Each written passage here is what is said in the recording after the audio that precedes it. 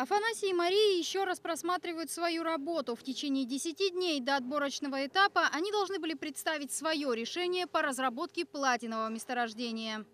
У нас есть свой подход к этому благоденскому рудопроявлению, то есть мы должны его спроектировать и показать, рентабельно или не рентабельно его вообще разрабатывать или не разрабатывать.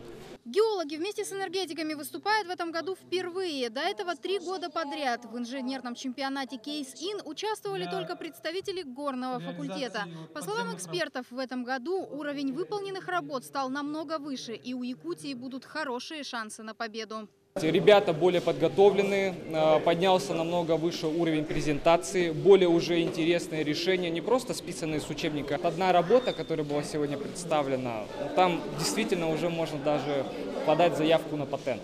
Чемпионат инженеров Case-In – это еще и шанс найти хорошую работу. Отборочные этапы часто посещают представители крупных российских производств. В этом году на всероссийские соревнования отправятся более 1000 студентов из 25 регионов страны. Финал всероссийского этапа международного чемпионата инженеров Case-In пройдет в мае этого года в Москве. К сожалению, команде МЕЛ со своим проектом пройти туда не удалось. Одной из самых перспективных была признана работа студентов горного дела. Ребята предложили эффективный способ добычи калийных солей. Анна Лебединская, Роберт Набиев, Иларион Федоров. Вести, Якутск.